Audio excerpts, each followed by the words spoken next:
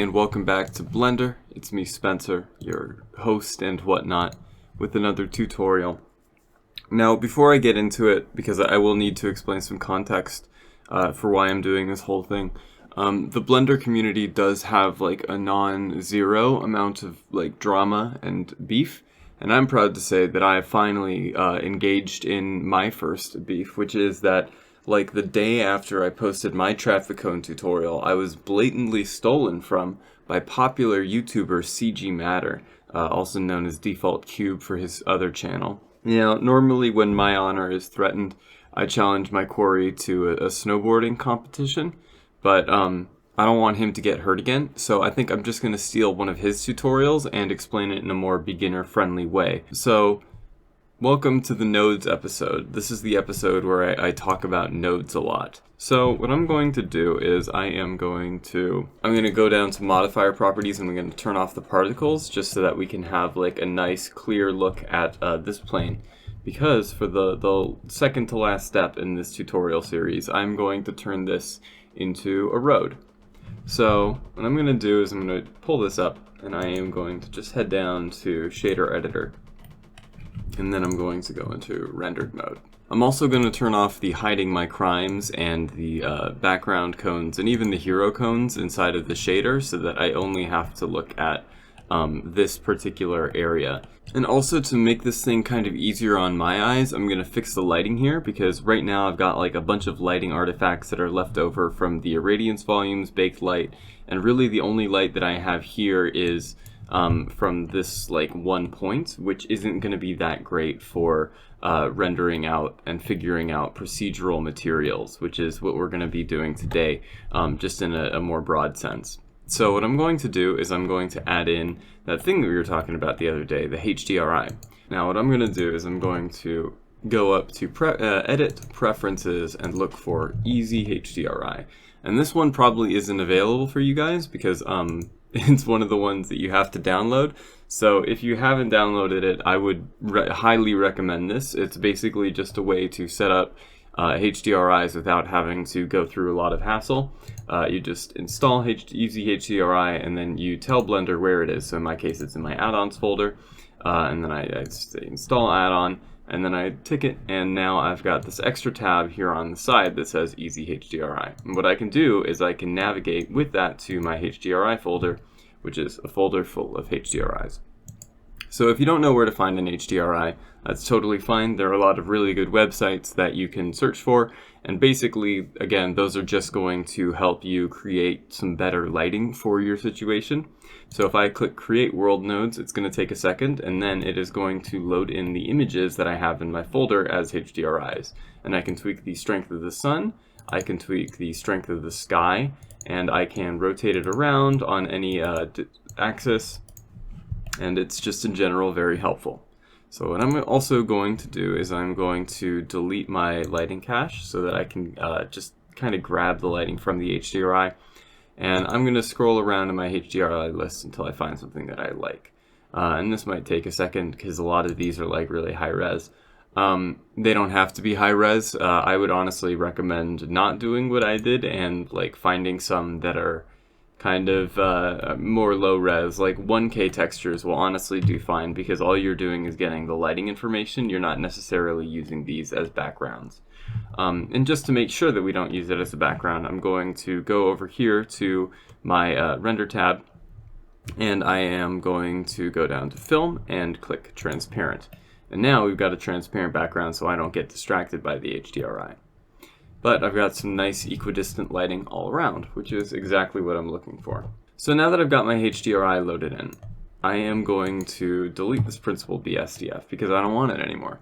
And the next thing that I am going to do is I am going to add in a noise texture. Now, Blender has a lot of generated textures by default. Like if I were to type in noise, you could see that, or if I were to type in texture, we've got a bunch of generated textures like wave texture, which generates a bunch of waves with the sine wave. You can turn it up, you can turn it down, and it's just something that is kind of helpful. All of these are ways that you can sort of tell the engine to procedurally create or generate things. Like for example, you could use the wave texture and like assign certain colors in a color ramp and then like distort it a little bit so that it looks like wood.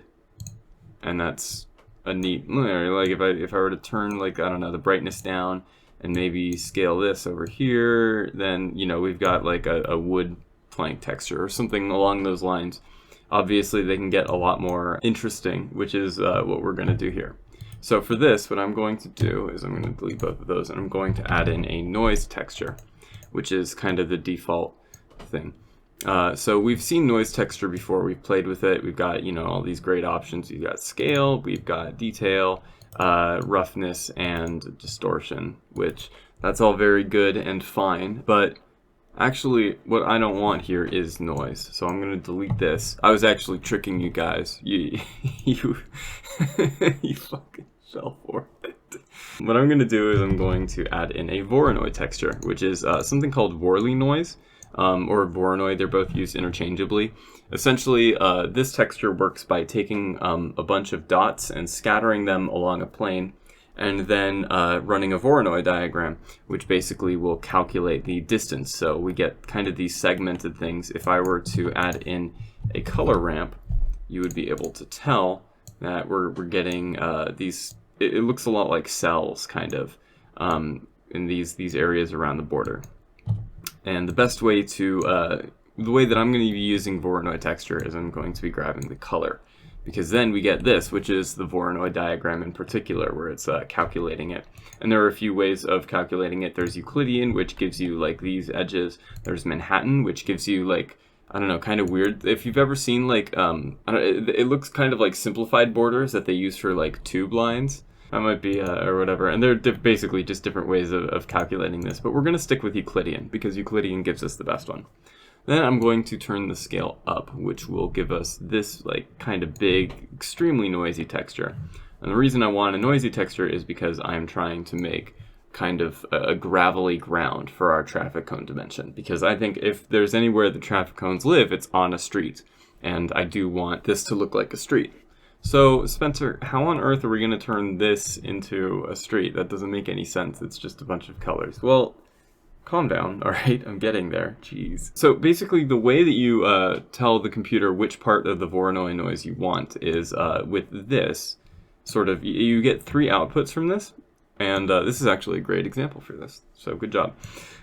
We've got the distance, which just calculates the distance, and it gives us those spots. We've got the color, which will take those distances and turn them into these cells. And then we've got position, which basically is it's weird. And these are a good way to explain the 3 kind of things that Blender has. So there are 4 like primary outputs to nodes. There is sort of a gray-white, which is going to be like usually numerical information. There is yellow, which is going to be color, and there is purple, which is going to be vector information. So, for instance, if I were to take a value, just something you can do, you can see that this is just a number, and it's got a white output. So, for example, if I were to switch it to 105.8, what I could do is I could plug this directly into the Voronoi, and you could see that there's no change made. But I can kind of control it with this. So what's another thing that you can do with this? Well, what if I were to duplicate this about 3 times and then add in a combine XYZ, or Z if you're American? Then I would get vector information out of this. And what that would look like is something like this, which is pretty strange. Basically, each one of these kind of controls a certain aspect of the color.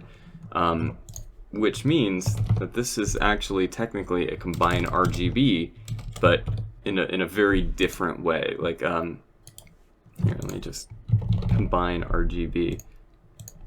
What I could do is I could plug these 3 into the same thing together, and I would be able, like, it's essentially the same thing. So at the end of the day, vector and color information is basically the same. They're just being used for very different purposes, which is that vector information is being used to tell the position of certain elements of the texture or whatever the material is being used in, and the color information is being used to tell the color of it.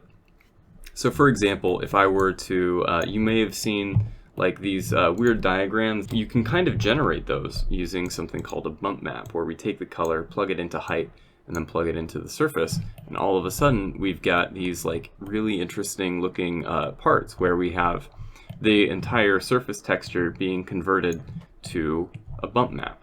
So for instance, if I were to plug the color into color, and if I were to take this and turn it from height into the normal information, and then just kind of plug the normal over here into displacement, what I could do is, once I switch over to cycles, which by the way, you have to switch into cycles to see this because it's not available in Eevee, I could go down to the settings in the material and change the displacement to displacement and bump, and all of a sudden I get this really weird thing going on where the texture starts to become physically displaced within the realm. So you can see that it's starting to like leave the bounds of where it previously was. And that's because we have this bump information which is being converted from an image texture to location data. So cool. We've got values which can be turned into colors. We've got colors which can be turned into locations. What's next? Well, the last one is shading. So if I head back to Eevee, because I can't do this one in cycles, we can talk about BSDF. So if I were to add in, say, like a glossy BSDF, what I can do is I can take that color, and a BSDF essentially just kind of tells your computer how to turn this kind of color information into texture information. So now it's being affected by light. And now we've got kind of a stained glass. And the reason, by the way, that we're getting these borders is because our bump node here is being turned into displacement. So if I were to take that off, we wouldn't really get those anymore. But since I've got it on, we do. So what we can do with BSDF is quite a bit. BSDF is essentially the way that things work when you're rendering in cycles. Most of the time you're going to be using a principled BSDF. But in Eevee, since Eevee is a real-time renderer and it's biased, as we discussed before, you might have forgotten, you can do something called a shader to RGB, which means that we can take this shader information and we can actually turn it not only into RGB but into numbers with the alpha. So we can kind of, the alpha just means like, is this here? So what we could do if we're so inclined is we could take the shader and we could just really crunch it with like a color ramp. So now it's black and white, and now it's like really, I don't know, now we've got like this neo-noir sort of thing. I don't know. It's just stuff that you can do. So this is the kind of magic that you can do with nodes and just like a little bit of information. And that's going to be basically what we're doing here. So if I'm just going to delete all of this, which I don't particularly care about because it was just for example, and I'm just going to be using the color, what can we do with that, and how can we make this color look a little bit more like a road? Well, the first thing that I'm going to do is I'm going to separate the color information, because this has got like a lot of information and that can be a little bit stressful for color ramps, which is what I'm going to put this through. So what I'm going to do is I'm going to use a separate RGB node, and I'm going to plug the image into that, and now I can basically get either the red information, the green information, or the blue information, which are all being outputted as numerical data. So neat, I've got that. What I'm going to do with that after that is I'm going to put it through a color ramp. So I'm just going to take the red, why not? And I'm going to plug that into the color ramp. And as we talked before, we can basically use this to change the colors into other colors. So I'm just going to plug in some like asphalty colors to it, like maybe like a dark sort of off blue kind of thing, but like really dark. And then I'm going to make a new handle right around here. I'm going to drag it up really, really close to the front. And then I'm going to turn that into another kind of dark off blue so that we get a lot more asphalty sort of variation here. And you can see that we're starting to kind of get somewhere. I think this might be a little bit too white. Asphalt does have like flecks of white in it, but maybe not that white. So something like this would probably be a little bit better. And there we go. I'm pretty happy with that. I think that's okay. Maybe you could be a little less blue, but aside from that, that's looking pretty okay so far. But I mean, it's still not looking perfect because we've got these cells and they're pretty clearly cells. If we just head over to camera view, it's like, yeah, those are cells, you moron. And we could ameliorate that by dragging up the scale a little bit, but it's still never going to be quite as perfect as we want. So what I'm going to do to make this feel a little bit more realistic is I am going to add a little bit of displacement. So the first thing that I'm going to do, I'm going to add in a principal BSDF just so that we can kind of get like a little bit more actual shading information on this. I'm going to turn the roughness up because asphalt is pretty rough. Maybe I'll turn the specular down a little bit so we don't get quite as much. And also maybe I'm going to make this a little bit less blue because right now it's pretty blue. I'm just going to take like a hue saturation node, and then I'm going to kind of reduce the saturation a little bit so that we get not entirely void of blue, but close enough. You can also use this to tweak the value if it's too bright or something. I like using it after color ramp so I don't necessarily have to deal with that kind of thing. I think most of the blue right now is coming from my environment texture though, so I'm not quite as worried about that. Now what I'm going to do is I've already got like this texture information coming from the separate RGB, so I'm just going to convert that into normal information for free with the bump node. And then I'm going to plug the R into the height and then take that and plug this into the normal. And now we can see that we're getting like a little bit of self-shading from the normal information saying, hey, this area over here is shaded because, you know, I can tell because of the RGB node, which is pretty good. Like, I think that's something that we do want from default, but right now it still looks a little bit too much like a playground play structure. I'm gonna mess these Voronoi cells up a little bit. And how do we do that? We're gonna do that by taking some color information and kind of messing around with it by mixing it with displacement information. So if I go over here to, this is a thing called texture coordinate, which is essentially a way of saying like, hey, this is your texture and these are the coordinates. And so for example, like by default, the generated ones are going to look something like this, which is what we saw, by the way, when we plugged the Voronoi position into this. Where basically each corner of this is its own color, and that color is like which direction is everything going. We've also got the normal, which is something that's more user generated. So for this, it's like by default one color because it's just a plane. We've got the UVs, which are kind of similar but slightly different colors, and then we've got this, which is the object. And the object is what we're going to be using here because it's very good for proceduralism. So we're going to take the object information, and what I'm going to do is I am going to sort of plug the object into the Voronoi texture, and then I'm going to hook the BSDF up to there, and we can see that we've got a bit of a distance for of a difference pretty instantly. For starters, everything is a little bit smaller, which is good because that's probably going to be helpful for our texture. I might play with the scale a little bit more just so that we can get some even smaller areas of asphalt and stuff. But I still kind of want this to be like a little bit messed up for each of these.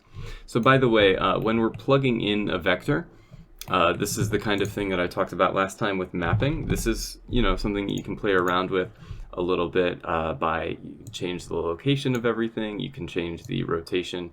You can change the scale. And so on and so forth. Like, this is just basically telling the Voronoi texture how to apply itself to the plane. So we're going to mess with that information a little bit by adding in something called a mix RGB node. We spoke about this in the last one. This is a way of taking two colors and adding them together. So by default, the mix RGB just adds like a regular whitish color. And you can see that when we play with this value, it kind of scales it off to one side, and it turns this information that we know and love into this information, which we didn't really want. So the reason for that is because the mix RGB kind of just works like this by default. They have different blending modes, which I touched upon briefly. And this is something that you can actually change and play with. So we don't want the blending mode to be mixed right now. We want it to be something called linear light. And I will explain why in a second. First, I'm going to add in a noise texture. Shift A, by the way. Not there. Noise texture. So when I plug in the factor of the noise texture into linear light, all of a sudden we get a lot of distortion along this area. And you're like, wait, why did that happen? So, okay, noise texture, we've got kind of this going on. Linear light is an operation that looks at all of the values presented here, and it will take all of the values that are like above neutral gray, and it will kind of make those lighter on the thing it mixes on, and it'll take all the values that are below neutral gray and it'll make those darker on the thing it's mixed on. So what we're doing is we are taking the texture, we're taking the object coordinate here, and then we are mixing it with a little bit of linear light, which gives us this. And this is something we can play with in the factor, so we don't want it to have too much, or maybe we do. That's something we can mess with. We can mess with the scale of the linear light, so it looks more like this. Obviously, detail, roughness, rotation. This is all, you know, just play with it as you want. What matters is how this affects the Voronoi texture. So I'm going to set it to 0.5 by default, because I want you guys to see that whatever, if you're not just plugging these into the material output, you probably noticed that it did something that's like pretty messed up to your Voronoi texture, which is, as we'll see in a second, this. So now it's all swirly, which is not what we want. Like, it looks cool, but this is not how roads look at all. And the reason for that is by default, it automatically goes just a little bit too hard. So what I'm going to do is I'm going to, if we set it to 0, we can see that nothing happens. So what I'm just going to do is I'm going to kind of just scale it up really, really subtly. So I'm going to hold down Shift, and I'm just going to scale it like something like this, or something like that. Yeah, like around this much or something. Just because I think that works a little nicer.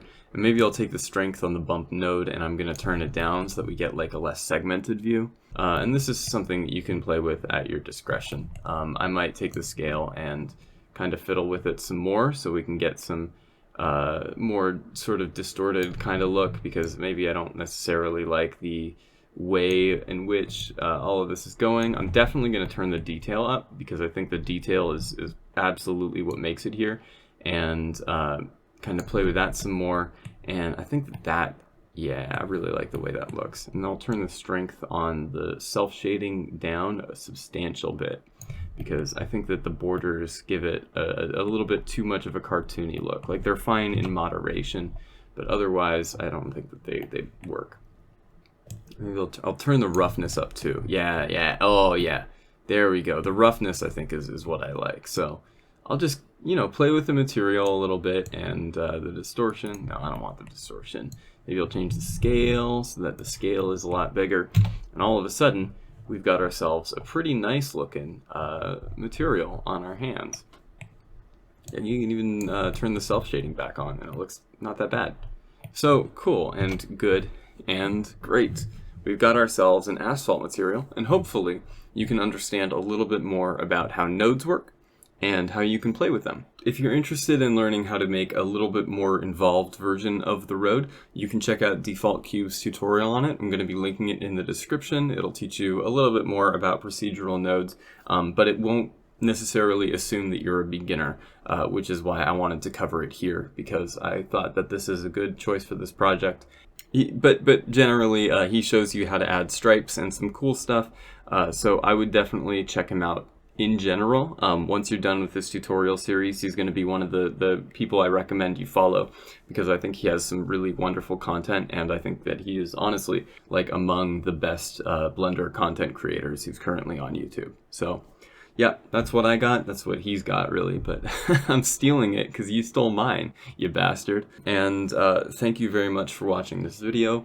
Come join us for the last video, either tomorrow or the day after. I'm going to have to be taking a break at some point soon because I'm starting to burn out a little bit with some work on extraneous projects. Yeah, if I don't have a video out tomorrow and you're itching to practice, then I would recommend going back and redoing some of the stuff that you felt you were weaker with, just so that you can have kind of, I don't know, a more rounded education. And I think that practice is really important. I did my first Blender tutorial like 12 times before I moved on to making anything else, and it really helped me, and I think that it could really help you if you give it a try.